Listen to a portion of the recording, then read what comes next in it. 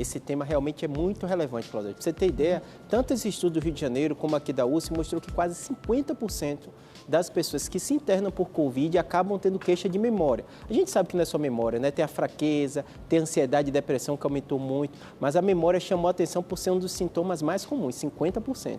Nossa, isso vocês perceberam em consultórios também? Em consultório, mas já desde o início era uma queixa, porque o paciente está muito grave, então ele não percebe no início, né? Porque está com problema respiratório e tudo. Depois, que acaba sendo mais grave e aquele que recebe mais atenção respiratória, mais atenção, né? Aí quando ele volta à vida dele, mesmo em Covid leve, os pacientes reclamam.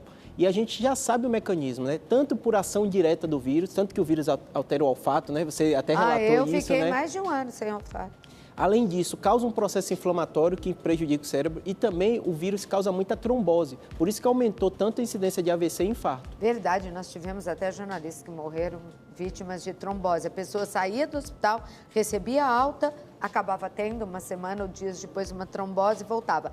Isso é para todos os casos de Covid, para quem teve Covid ou para aquelas Covids, né, mais severas em que as pessoas, felizmente, se salvaram e ficaram com sequelas. Perfeito. Se você notar, procure ajuda, que mesmo na leve pode dar. E a gente sabe, Claudete, que no mundo que a gente está vivendo, esse pós-pandemia, também aumentou muito o transtorno de ansiedade e depressão, né? As pessoas hiperativas também, a gente nota que também queixam de memória. E muita gente pergunta isso, Júlio, como é que diferencia uma queixa de memória normal, vamos colocar assim, sem ser uma doença mais séria? Eu digo o seguinte, normalmente é a limitação no dia a dia. É natural, né? Você mesmo está fazendo tanta coisa ao mesmo tempo, às vezes uma coisa falha, é natural isso, né?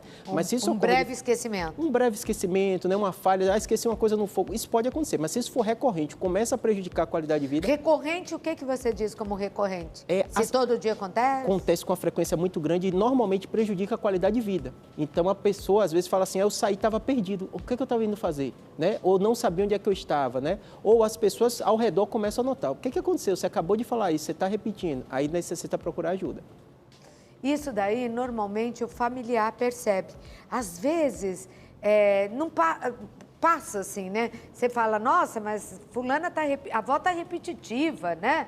Nossa, a tia agora só fala a mesma coisa, conta uma história, conta de novo. Mas é um grande sinal de alerta, então. Com certeza, né? Quando a memória é atingida, é sempre para o Alzheimer ou existem outras complicações e falhas de memória sem ser Alzheimer? Existe, Claudia. É uma coisa interessante essa pergunta, por quê? Quando a gente fala de memória, é o quê? É sua capacidade de pegar uma informação, guardar essa informação e usar. A maioria das queixas é na hora de pegar a informação. Então, por exemplo, você faz um monte de atividade, ou um paciente que está em burnout, com um monte de atividade, ou que está deprimido, ele tem essa dificuldade de pegar essa informação. Então, eu posso estar conversando com você com a cabeça em outro mundo, né? Acontece muito com adolescente, né?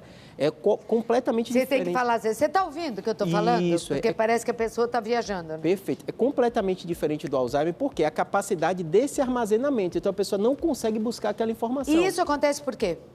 A comunicação entre os neurônios fica prejudicada. Então, informação que você já tem, às vezes, de muito tempo... Mas o que prejudica essa comunicação? Isso. Acontece um monte de depósito de proteínas que a gente chama beta-amiloide e tal. E na comunicação, neurônio, a gente já falou várias vezes, é por comunicação elétrica. Como tem um depósito dessa substância, né? Essa substância aumentada, o neurônio não comunica. Por isso que da última vez que a gente veio aqui, a gente falou do exame de sangue. Sim. Que o exame de sangue justamente analisa o depósito dessas substâncias no cérebro.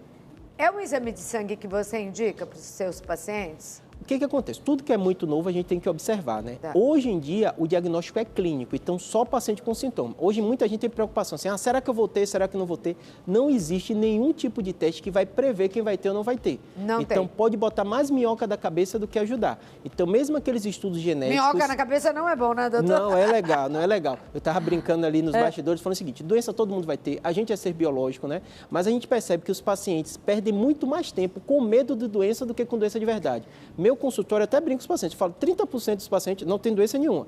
Ele está com medo, ou fez um exame, às vezes até sem necessidade, encontrou uma coisa e ficou um mês sofrendo, achando que estava com um tumor, que ia morrer. Quando você olha, você tranquiliza ele, ele fica bem mais tranquilo. Agora, olha, o diretor acabou de dizer que eu esqueci.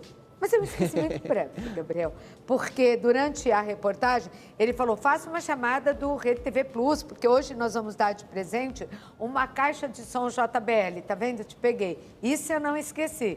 Tô certa, Fernanda? Vai me dizer que eu errei o prêmio.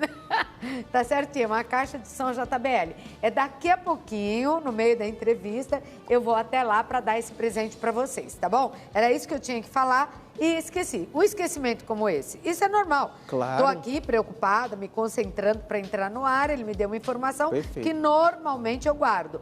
Agora, você vê como o nosso cérebro é uma máquina assim maravilhosa, né? Como alguém consegue trabalhar com isso que eu tenho na orelha, que não é um aparelho de surdez, é um ponto. Eu sou antes do ponto, viu? Eu não precisava disso, não. Né? Porque isso aqui só atormenta a vida da gente. Não, mas... Nem existia ponto, eu já fazia televisão e não precisava.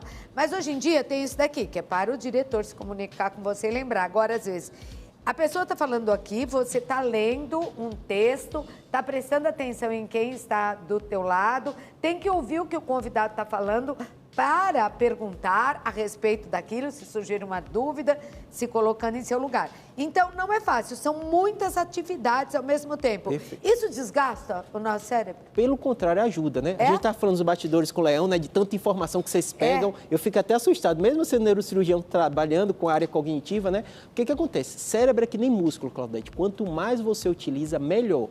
O que você tem que conhecer é o seu limite. Tem aquele limite do burnout, que é muito pessoal. Então, eu falo com o paciente que nem atleta, porque tem atletas de alto rendimento que